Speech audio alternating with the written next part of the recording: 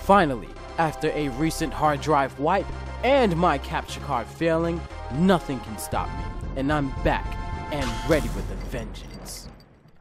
Sup YouTube, this is Dragon, and yes, it's been a hell of a long time since I posted a Wi-Fi battle on this channel. Long story short, yes, my capture card failed, but right on top of that, my hard drive failed. So, yeah, life has just been turning into shit recently, but hey, you gotta press on and you gotta keep going. You can't stop, cause you can't get enough. Come on. You know, I don't even care. I'm just doing whatever it takes to cheer myself up. But nonetheless, this is a battle, and I'm just gonna go straight into it. And so my battler's name is Reimu, and man, my head isn't even on my shoulders right now. I'm just losing my goddamn mind. So I begin the battle by analyzing, of course, what my opponent is going to do, and I send out my Greninja because I believe that, well, my Greninja could hit mostly anything on his team, and I could use U-turn. Now, I knew that he might send out his Crobat, and if he did, I was quite ready to send out my Aphorism to get the free Poison Heal, and he uses U-turn, which I highly expected, me being Dark type and him being faster. So now he has the priority U-turn. Well, not priority U-turn, but you know what I mean. He's much faster and he can just take advantage of me. So he sends out his Nidoking, and of course he knows I'm not going to stay. So I switch into my Greninja again, and I'm like, okay, he's probably going to use Ice Beam because, well, why wouldn't he? He's not going to use Thunderbolt or Fire Blast, and definitely not Earth Power because that'd just be ridiculous. And if he used any of those moves, then, well, he would put himself at a disadvantage. Well, besides, I guess, like Thunderbolt or something. But I retaliate with the Waterfall, and here, physical Greninja showing what he does best, hitting those special defensive walls for major damage on their physical side. Unbelievable, nobody ever expects this. So, now he's faced with the decision. Either sacrifice Sylveon or switch, and he of course wisely decides to switch and sends in his Crobat. Now mind you, Waterfall hits anything on his team for at least neutral damage, at least from what I can remember. And he does over half damage to the Crobat, making it impossible to hit KO, but because he's faster, of course I am not going to stay into the battle. Now I know that he's going to U-turn again, because he knows that I'm going to switch, but at the same time it's like, should I have stayed in? Well, not really, because that U-turn would have done lots of damage, and that would have been unnecessary. But I knew he was going to U-turn or use Brave Bird, so now he's taking tons of damage. He takes the damage from the spikes on me, my Iron Barbs, and on top of that, he takes my Rocky Helmet damage. Now he uses U-turn at this point, and I'm like, okay. Now I predicted him to use U-turn again. Yes, it was a heavily risky prediction, and it could have cost me my Ferrothorn's life, but I stayed in anyway because, well, I'm just that guy. And I use Stealth Rocks as a means of locking his Crobat out of the game. And on top of that, now I don't have to worry about his Darmanitan coming in with the U-turn and everything, because now he has to really think hard when he has his Darmanitan out in the field. So he switches into his Lucario, and of course me, I don't want to stay in on the flamethrower that most likely might come that might hit me. I don't want to get hit by a flamethrower. So I do something quite bold. Well, not really bold. I just didn't really see this coming. No, I predicted him to do something else. Like I think I predicted him to like maybe do a double switch, something weird. I don't know. But then I switched to my Blissey, and well, I don't want my Blissey's body to be, you know, splattered all over, you know, the Pokemon universe. So I switched into my Gliscor so that I could take that physical attack that I thought may have been a physical attack, being Aura Sphere, or close combat, or special attacks Aura Sphere. But he predicts quite nicely and then goes straight for the Flash Cannon. And then he uses Aura Sphere because, well, he could OHKO, OHKO me at that point. And I use Protect because, well, you know, I want to get some health back. So now I think he predicts me to switch at this point. And then I think I switched it to my Blissey because, well, I switched it to my Blissey because I know I could even take an Aura Sphere. And you're probably like, oh, what if he had a Nasty Plot? Well, you know, I think I had something planned for that. I don't know. I really don't know what I was able to do at that point. But anyway, so he uses defog, and now the stealth rocks are off the field. But as a sense of reciprocation, I'm able to toxic his Mandibuzz, and now that's sort of like a good stealth rock, right? Because he stays in, takes 6%, and then takes 12%. Or I think 6, and then 9, then 12. I forgot the ratio between toxic, but yeah, I think it's +6 each turn, or is it +3? I don't know. So I use Seismic Toss because I'm not worried about anything that bird can do. It can't really do much against me at all. And now I'm kind of wondering, why did he switch into Sylveon? Like, what did he think he was going to do? But then once I thought about it just a little bit more, I was like, oh, I know he's going to do. And he starts to prepare the wish. Here it comes. Here comes the wish. So I'm like, nope, I'm not going to let you do that. And I'm not letting you do that. That's just too easy. I won't let you get that free wish off. I refuse for you to just, like, have that happen for free. So now he uses Protect, and I'm like, okay. So his Sylveon is the one that, in this case, he wants the extra health to go to. And he probably had maybe over 100 health regarding the Seismic Toss that could have potentially hit his other Pokemon that he could have sent out if I stayed in and Seismic Tossed it. But then again, that would have been kind of unwise, which is why I switched anyway. So now I hit him with the Waterfall, and this is, now he's kind of just back in the same situation that he was in. So he Moonblasts me, and of course I'm gonna die because, well, Moonblast is gonna kill my Greninja at that point. Like, come on, obviously Greninja's gonna die. So now, who do I send out? Yes, Azumarill. I send out my Azumarill here because I know that I can. His team is relatively weak. Well, not relatively. I'd say above average weak to strong water type attackers. Because as you can see, I just go straight for the Waterfall. I was debating whether I should go for the Aqua Jet, which would have OHKO'd him, but I am choice banded, so I wouldn't have much of an advantage over him sending out another Pokemon and then just be stuck with Aqua Jet. And then I'd be in this particular situation, which, I mean, it's ironic because, you see, I should have kind of saw this coming because I would have just switched anyway because one Aqua Jet wouldn't be able to kill him. And, of course, he's faster, so he'll be able to Thunderbolt me, which he does right now with, like, no problem at all. So now I'm just going to sponge out with my Blissey. And I also kind of predicted the double switch. And did I kill Lucario already? I'm not sure. Did I kill it? Well, did I? I don't even remember. Man, what? Wow. So, yeah, I Seismic Toss because, well, I'm gonna Seismic Toss because, it's easy. It's a free Seismic Toss. So, that's right. There's no Stealth Rocks in the field, so I think this Mandibuzz, what's this Mandibuzz gonna do? What can the Mandibuzz do to a Blissey? I don't know. What, return? Knockoff? Right. I think that's what he does. I think he tries to use knockoff. That's right, he uses knockoff on me, and I predicted that to come, so I sent out my aphorism to take the incoming knockoff.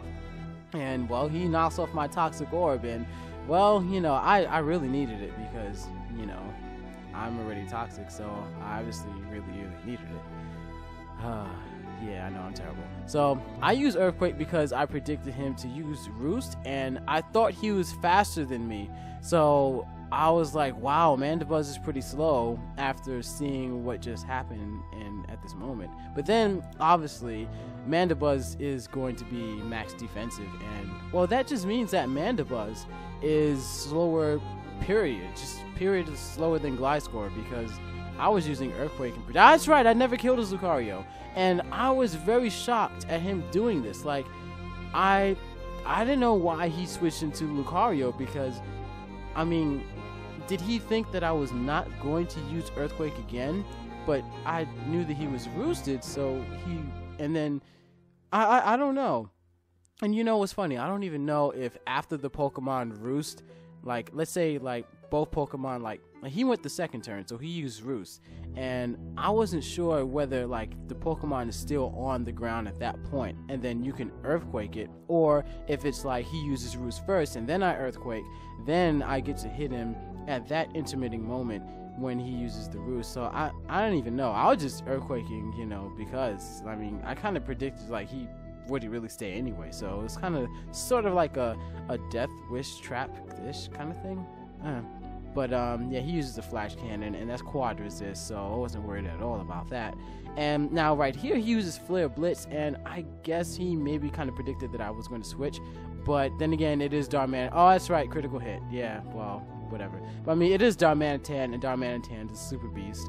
But Resto Chesto, I don't even care how beasty your Darmanitan is. I'm just gonna get my health back and call it a day, or maybe a night. Because, you know, night, waking up, now it's daytime. Man, I'm having a long day. So, he switches out and sends out his Crobat. I use Will-O-Wisp because I predicted him to switch, and I didn't know who he was going to switch into, so I just wanted to burn whatever came, and I didn't want to use Thunderbolt and just do a little bit of damage when I could burn any potential physical attackers, and, well, you know, it's just kind of like relatively the safest play. And, I mean, I didn't even care, you know, that Brave Bird did nothing. I'm going to part electric, so it definitely didn't do anything, and he's burned, so it just did 1/4 the damage, and this is a max defensive, max health point Rotom, so yeah, I was just eating that like it's nothing. Now at this point, once he uses that Rock Slide, I knew that he was Scarfed, because why would he switch out and then switch back into Darmanitan and then use Rock Slide again? So I figured that, okay, that time when he used U-turn on my Ferrothorn twice in a row, maybe if he wasn't Scarfed, maybe he would have just burnt my Ferrothorn to the ground, and my Ferrothorn would be, you know, quasied, what do you call it, just turned into a plasma melted embers or something. It would not exist. So, well, I mean, he might have just used U-turn again, who knows. But, wait, yeah, he uses Earth Power, and, well, that's right. I mean, wow, I totally lost my train of thought. Just now, right now, I just lost my train of thought because I'm mostly thinking about my hard drive wipe, and that shit is driving me fucking Crobat insane. Like, I am, oh my god, I just lost my capture card, and now I have to deal with losing years worth of information. Like, oh my freaking god. Why is this happening to me right now? Why? I don't need this. I do not need this in my life. This is the last thing that I need. Anyway. Okay, I'm gonna bring it back. So, Nidoking. I size and toss the Nidoking, and at this point, I think he's kind of in that mode where he's just playing to play because he really doesn't have much he could do against my Pokemon. His Lucario's dead. His let's see, his Crobat's dead, his Lucario's dead, and his what else is dead? I think his Darmanitan. Did I just kill his Darmanitan? I don't even know. I was probably just watching it just now, and I don't even know if I just killed his Darmanitan. I know, that's pretty sad. But hey, look, if your hard drive gets wiped, you'll understand how insane you're gonna be if you were me. So that's right. He sent out his Mandibuzz, and I just kind of know that this is that moment in time during the battle where the opponent is just trying his best to do whatever it takes to maybe have a slight possible win, but there really isn't much that my opponent could do at this point because he doesn't really have anything that could do any type of damage against my Pokemon. So now I send him my Ferrothorn because I really just personally want those Stealth Rocks to be out, and if he does the knockoff, this is something I also wanted to test. I wanted to see that if he gets hit by, that's right, he gets hit by the Rocky Helmet because he has to actually knock off the Rocky Helmet. So how can you not take damage off of something that you actually touch? It's because, you know, that'd just be ridiculous. I mean, that'd be like hacking life. So he uses the Foul Play, and I think this is a special move. Ooh, critical hit, wow. That's right, he doesn't actually touch me when he uses Foul Play, so I do damage to myself relative to my own attack, because of course that's how the Foul Play mechanics are ensued in the Pokemon game.